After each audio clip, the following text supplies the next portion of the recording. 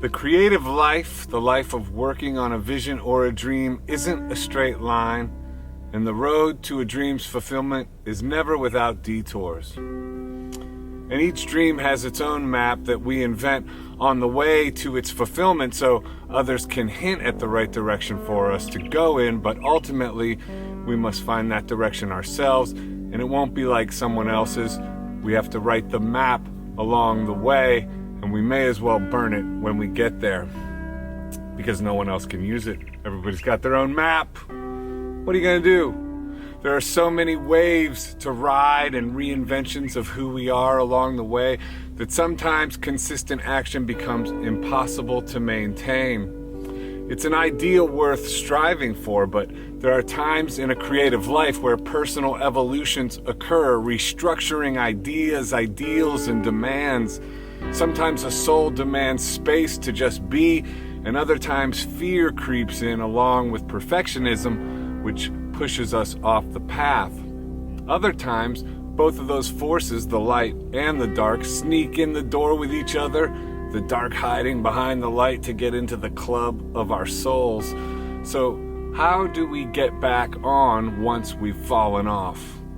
The key is letting go of judgment while still course correcting and shifting back into action without damning ourselves for stepping off. Reinvention, evolution, and progression often occur in the space of letting go of action for a time. So sometimes it's good to be inactive, to evolve, but only so long. In other words, allowing for a bit of falling off should be expected and deemed okay without the judgment coming in that will prolong a period of falling off into something dark beyond the light of its intentions.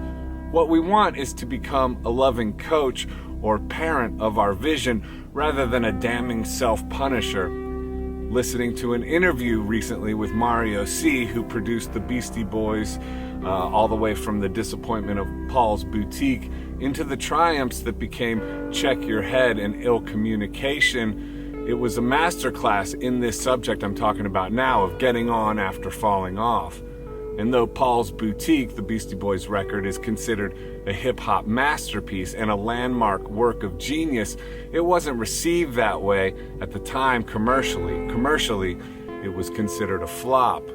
And in the interview, Mario C. speaks of them taking 3 years to make Check Your Head, which started off with them considering themselves a live instrumental groove band that was finished altogether with rapping. Technically speaking, they weren't even a particularly great band, at least chops-wise, though they had soul and style and groove that proved to be way more important than those chops that they might have lacked. But what I love about the story is the evolution of who they became in their crisis of confidence, because it really is the culmination and evolution towards what really made them revolutionary and even a very important band. Hip-hop heads will point to Paul's Boutique as that, the big landmark record. But in my opinion, the world did them a favor by ignoring that record at the time. It pushed them towards reinvention and to creating a style that was really their own and that came authentically out of them.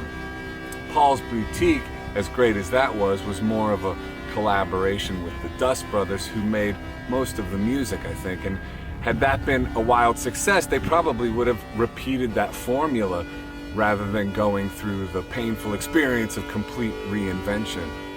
One of the most stunning revelations of the Mario C. interview, and maybe I'll link it below, I gotta find it, is how they were afraid to rap when they first rapped on the new music they were making. MCA broke the ice and did it in a studio away from the others. This is a stunning revelation. They already had massive success as rappers, and so to be estranged from that skill, obviously only in their minds, should give us all a great perspective in our creative lives.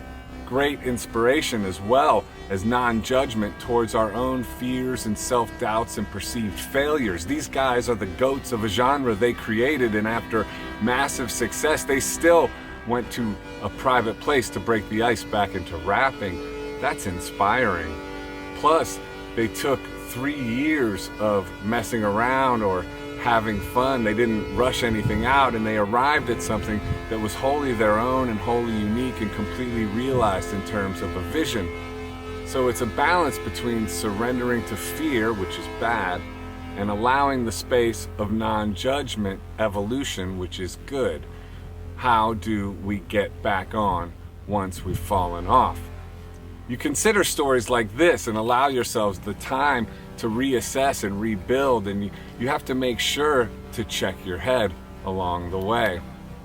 Here's my little rap about how to get on after we fall off. How to get back on once you've fallen off. Creativity is found in a pitfall or stumbling over a block, back and forth, in or out. Who are we supposed to be? Are we making up what we are? Do we build identity? How to get back on once you've fallen off. Leaning into genius wins or the dear Lord smoker's cough. The creative life is built on the land of ups and downs, periods of silence, and then an avalanche of sounds.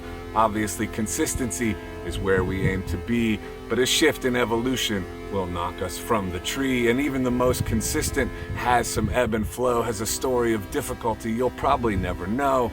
So how do you get back on once you've fallen off? Don't judge too much and forgive every cost of going through the stations of becoming who you'll be, of capturing a vision that no one else can see.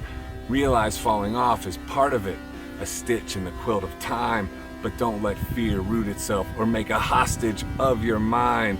Allow the breakthrough space to happen beyond the roads that always wind. Growing pains, fatigue of muscles, the evolving of your soul. Trying to get out of the way of the things you can't control, like surfing waves of evolution, coming back again to be the coach of your vision and your vision's friend. Keep going, keep swinging, keep on seeing the light.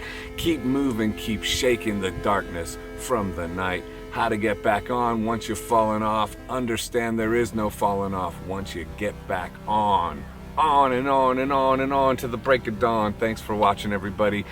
Stay inspired. If you've fallen off, realize it happens to the best of all of us pursuing a creative vision. Tell us what you think about all this in the comments below. Please like, comment, share, and subscribe, and have an amazing day. Thank you.